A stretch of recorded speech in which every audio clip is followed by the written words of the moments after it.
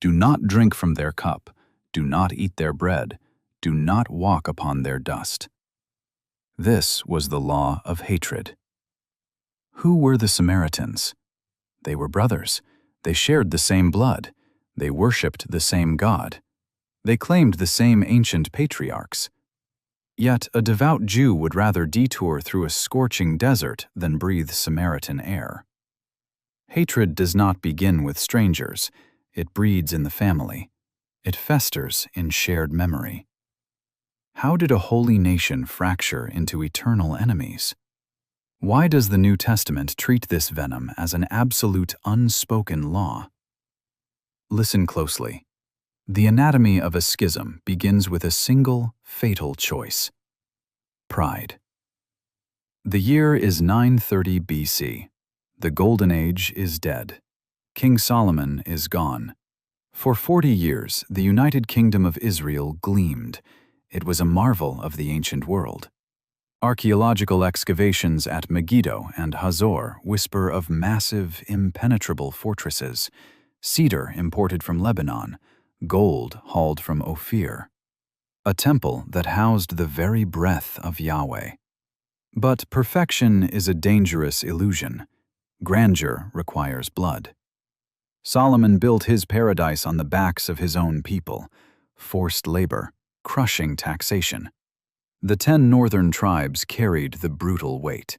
The gleaming stones of Jerusalem were heavy with their sweat. Ancient traditions suggest Solomon even bound spirits to build his monuments, but the true demons were earthly: greed and exploitation. Now the architect is dead. His son Rehoboam ascends the throne. The northern tribal leaders approach the new king. Their request is simple: lighten our yoke, ease this heavy labor, give us breath. It is a moment of fragile balance. A kingdom hangs by a single thread. Rehoboam turns to his council. The elders speak first. They know the fragility of men. They counsel patience, compromise. Be a servant to them today, and they will serve you forever. Wisdom is quiet. Arrogance is deafening. Rehoboam turns to the younger men, his peers, men raised in marble palaces, entirely blind to the dirt. They urge dominance. They feed his ego. Tell them your little finger is thicker than your father's waist. Here, the psychological rot begins. Sin is a logical fallacy. It convinces the mind that cruelty is strength. It whispers that empathy is weakness. Rehoboam steps before the assembly. The air is dead still. He chooses the whip. My father made your yoke heavy. I will make it heavier. My father scourged you with whips. I will scourge you with scorpions. The words strike like iron. The ancient bond snaps. 10 tribes turn their backs. They revolt. They shatter the sacred covenant of David. They crown a new leader, Jeroboam, as their king. The empire tears in half. The north becomes Israel. Its beating heart is Samaria. The south becomes Judah. Its soul remains Jerusalem. 2 kingdoms, 2 kings, one bleeding wound that will never close. The political earth has cracked, but the spiritual abyss is just opening. The true horror is yet to come. Political division is a map. Theological division is a soul. Jerusalem holds the temple. It holds the Ark of the Covenant. It holds the terrifying, consuming presence of Yahweh. 3 times a year, the law of Moses demands a pilgrimage. 3 times a year, the northern tribes must walk south. They must bring their sacrifices. They must bow toward the Holy of Holies in the city of David. Jeroboam watches the roads. He sees the pilgrims. He calculates the risk. If the people return to Jerusalem to worship, their hearts will return to the southern king. They will rebel. They will kill him. Fear is a venom. It paralyzes logic. it breeds control. Jeroboam makes a choice, a fatal theological pivot. He will sever the spiritual artery. He forges 2 calves of solid gold. He places one in Bethel. He places the other in Dan. He stands before his people. It is too much for you to go up to Jerusalem. Here are your gods, O Israel, who brought you up out of Egypt. It is a dark, deliberate echo of Sinai, a weaponized nostalgia. He does not stop there. He appoints new priests, men not of the tribe of Levi. He invents alternative festivals. He builds rival altars on high places. He does not merely challenge Jerusalem's political authority. He challenges its divine monopoly. To the southern kingdom of Judah, this is the original sin. The north is no longer Israel. It is an abomination, an apostate shadow, a corrupted bride. The seed of hatred is planted. It will grow into a forest of thorns. For 200 years, the twin kingdoms bleed. They ally, they betray, they wage endless war. Then the north winds howl. 722 BC. The Assyrian war machine descends. Sargon II is a king of terror. His armies do not just conquer, they erase. Samaria is besieged. Samaria starves. Samaria breaks. Tens of thousands of Israelites are dragged away in chains. They vanish into the dust of history. The lost 10 tribes. But the land cannot remain empty. Assyrian imperial policy is ruthless. Break the identity, mix the blood. Foreigners are marched into Samaria. Babylonians, Kuthians, men from Ava and Hamath. They bring their own idols. They bring their own altars. But the land of Israel is holy. It violently rejects the profane. The book of 2 Kings records the terror. Lions multiply. They stalk the foreign settlers. They tear men apart in the open fields. The settlers are terrified. They interpret the slaughter as divine wrath. They send a desperate plea to the Assyrian king. "We do not know the law of the God of the land. He has sent lions among us." A single, exiled Israelite priest is sent back. He settles in Bethel. He teaches them to fear Yahweh. But fear is not faith. The result is a grotesque hybrid, a blended religion. They worship the Lord, but they serve their own gods.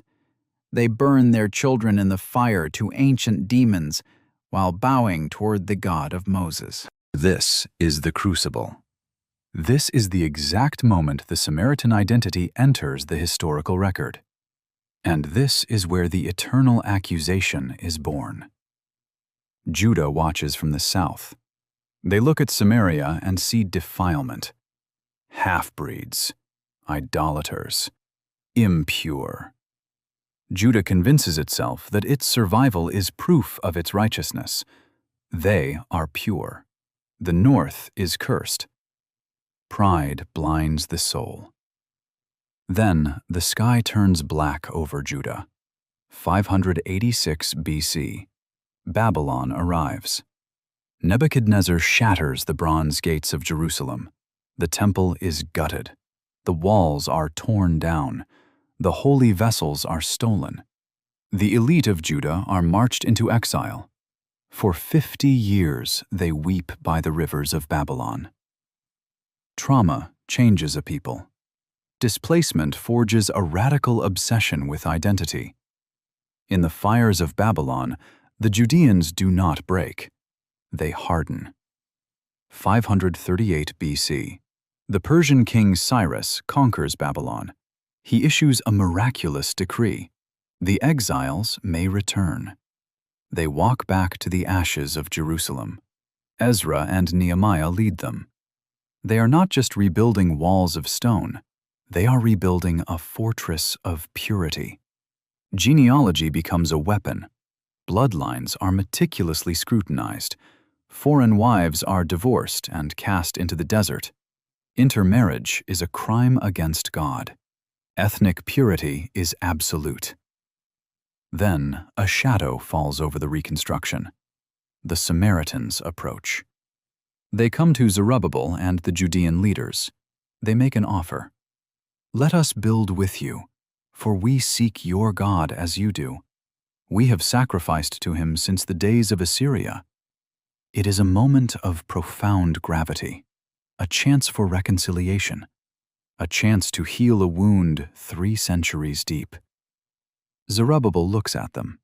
He sees the Assyrian blood. He sees the hybrid altars. He sees the lions and the golden calves. His rejection is cold.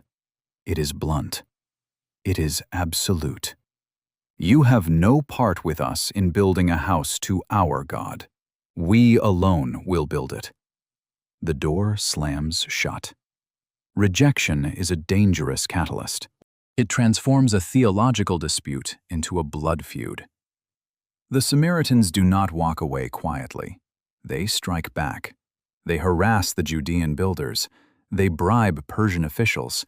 They write letters of treason, accusing Jerusalem of planning a massive rebellion. They stall the temple's construction for years. The schism is no longer a crack. It is a canyon. A century passes. The venom ferments. Around 400 BC, the Samaritans commit the ultimate transgression. If Jerusalem will not have them, they will build their own heaven. They construct a massive temple, not on Mount Zion, on Mount Gerizim, near ancient Shechem. This is not a secondary shrine. This is a declaration of holy war. They claim Mount Gerizim is the true center of the earth, the chosen dwelling place of Yahweh. They establish their own high priesthood, tracing pure bloodlines back to Aaron's son, Eleazar. They compile their own sacred text, the Samaritan Pentateuch. It contains 6,000 variations from the Jewish Masoretic text. Most are minor. Some are explosive.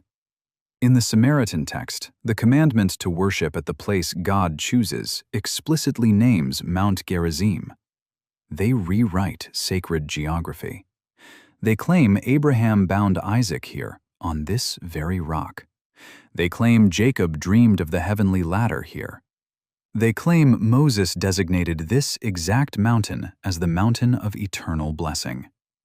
2 temples, 2 priesthoods, 2 Torahs. 2 absolute claims to the legacy of ancient Israel. For centuries, scholars mocked the Samaritan text as a counterfeit, a sectarian forgery.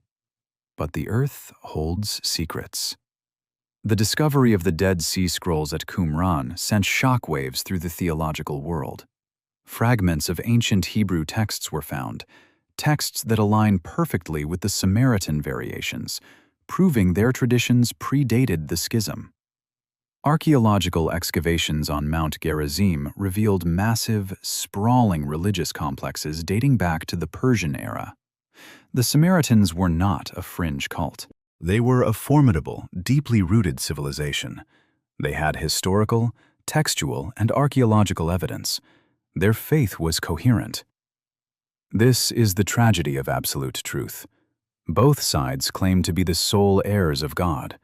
Both sides possess scriptures. Both possess sanctuaries. Both believe the other has abandoned the covenant. To validate the other is to destroy oneself. The warning signs flash red. 2 suns cannot rule the same sky. But both sides choose blindness. The theological war turns physical. Blood spills on the ancient dust. The border between Judea and Samaria becomes a kill zone, a frontier of paranoia. Jewish pilgrims traveling from Galilee to Jerusalem must cross Samaritan territory. The roads are stained with ambushes. Samaritan villagers block the mountain passes. They hurl stones. They slaughter travelers. Devout Jews begin taking a massive detour, crossing the Jordan River twice, walking through the scorching Transjordan just to avoid touching Samaritan soil. The violence is mutual. The hatred is symmetrical. The Jewish historian Josephus records an atrocity that shocks the ancient world. During the dead of night, just before the holy festival of Passover, Samaritans slip into Jerusalem. They carry sacks filled with exhumed human bones. They scatter the corpses across the sacred courts of the Jewish temple. Defilement, desecration, the ultimate blasphemy. The temple is rendered ritually impure. The Passover is ruined. The sacred space is poisoned. The Judeans scream for vengeance. The climax is inevitable. It arrives in fire and ruin. 128 BC. John Hyrcanus, he is the Jewish high priest. He is the ruler of Judea. He is a man of war. He raises an army. He marches north. His target is not a city. His target is the soul of Samaria. Mount Gerizim. The Judean forces storm the mountain. The battle is brutal. The slaughter is absolute. Hyrcanus tears the Samaritan temple down to its foundations. He smashes the altars. He burns the sanctuary. He turns their holy of holies into a field of ash. This is not a border skirmish. This is religious annihilation. To the Samaritans, this is the apocalypse. It is the murder of their God's dwelling place, equivalent to the destruction of Jerusalem itself. The temple on Mount Gerizim is never rebuilt, but the ashes remain. The trauma is branded into their DNA. The schism is complete. The hatred is sealed forever. By the time the 1st century dawns, a Jew and a Samaritan are not just enemies. They are entirely different species in the eyes of the law. To eat with a Samaritan is to eat swine. To trust a Samaritan is to court death. This is the fractured, bleeding world into which a carpenter from Nazareth is about to walk. The dust settles. The temple on Mount Gerizim is gone. The ashes have blown away into the wind. But hatred does not die when buildings fall. It burrows underground. It hardens into law. This is the aftermath. An absolute, suffocating silence between two peoples. A world where crossing a geographical line means betraying the blood of your ancestors. A world where the word Samaritan is a curse spat from the lips of Pharisees. And then a man from Galilee shatters the silence. He does not respect the boundaries. He does not fear the defilement. Jesus of Nazareth walks straight into the infected zone. The Gospel of John records a moment that defies every sociological rule of the ancient Near East. Noon. The sun is a hammer. Jacob's well. He sits alone. A Samaritan woman approaches. He speaks to her. He crosses the gender line. He crosses the ethnic line. He crosses the theological line. He asks her for water.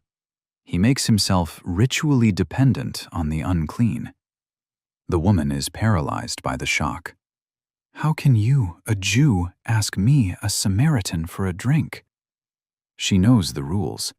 The hatred is her reality. But Jesus dismantles it with a single conversation. He does not validate her theology. Salvation is from the Jews, he tells her. But he does not condemn her humanity. He offers her the exact same living water he offers the pure bloods in Jerusalem. He goes further. He weaponizes the Samaritan identity to expose the rot within his own people. He tells a story. A man is beaten, stripped, and left bleeding on the road to Jericho. A priest walks by. He avoids the blood to maintain ritual purity. A Levite walks by. He does the same.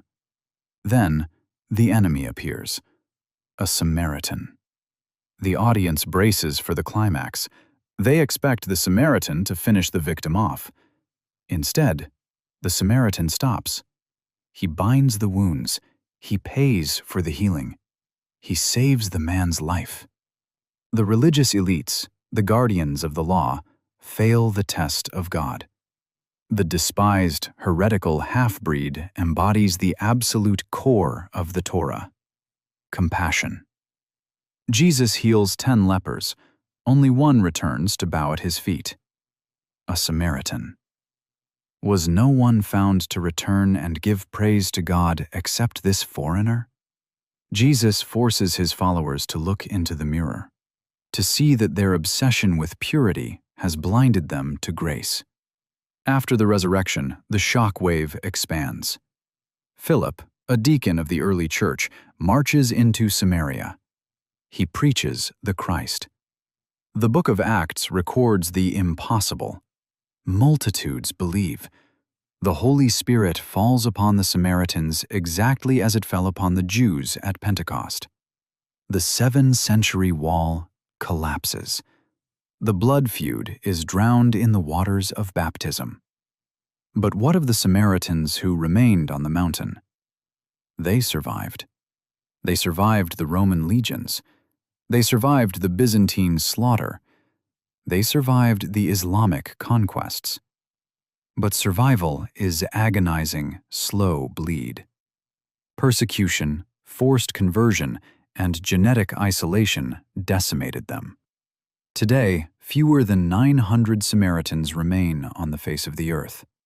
They live in 2 tiny enclaves: Nablus, near the ruins of ancient Shechem, and Holon, near Tel Aviv. They still read their ancient Torah. They still observe the Sabbath with rigid devotion. Every single year they ascend Mount Gerizim. They slaughter the Passover lambs in a ritual that has not changed for 2.5 millennia. They are a living ghost, a breathing artifact of the biblical world. Their ancient language is slipping away. Their future hangs by a thread. Yet they endure, not by the sword, by memory. The tragedy of the Samaritans is not a relic of the ancient past. It is a mirror held up to the present. Look closely. What do you see? We still build temples to our own righteousness. We still draw violent lines in the sand. We still convince ourselves that our theology justifies our cruelty. We still label the other as apostate. We still walk past the bleeding man because he belongs to the wrong political party, the wrong nation, the wrong denomination. The psychological rot of Rehoboam still infects us. We still choose dominance over empathy. Ask yourself, who is your Samaritan? Who is the person, the group, the ideology that you have been conditioned to despise? Who is the one you believe is entirely outside the grace of God? Jesus of Nazareth stood in the dust of Samaria and declared that the kingdom of heaven does not care about your pedigree. It does not care about your genetic purity. It cares if you can look at your sworn enemy and see the image of the divine. Will you continue to build walls of hatred, or will you sit at the well and ask for a drink? Subscribe to our channel for more deep dives into the bloodlines, the history, and the hidden truths of the ancient world. If this exploration into the world of the Samaritans and the profound history that shapes modern religious and cultural identities resonates with you, then you won't want to miss out on what's coming next. Our journey is just beginning, and there is so much more to uncover. Each week, we'll bring you new stories, fresh insights, and perspectives that will challenge everything you thought you knew about history, faith, and the world we live in today. Our channel is a place where knowledge is more than just information. It's about connecting the dots of the past to the world we see around us now. From the fall of great civilizations to the rise of powerful empires, we examine how the ancient world continues to influence every aspect of modern life. Whether you're curious about the untold stories of biblical figures, or the rise and fall of mighty kingdoms, we make sure to uncover the details that often go overlooked. We believe that understanding the deep roots of humanity can empower us to shape a better future, with wisdom drawn from the past. By subscribing, you become part of a community of truth seekers, explorers, and those passionate about history. You will have exclusive access to content that reveals the hidden histories, the secrets behind the sacred texts, and the ancient wisdom that still influences the modern world. Through our deep dives, you'll gain clarity on why certain beliefs, conflicts, and alliances shaped the course of civilizations, and how these ancient events continue to immerse you through the generations. Each video we create is crafted not only to inform, but to inspire. Our commitment is to shed light on truths that have long been forgotten, misinterpreted, or ignored. The complexities of faith, history, and identity are explored with respect, accuracy, and a desire to provoke thought. We don't just tell the stories of the past, we invite you to reflect on them, challenge them, and see how they connect with your own life. What can the struggles of ancient people teach us today about love, resilience, and the pursuit of justice?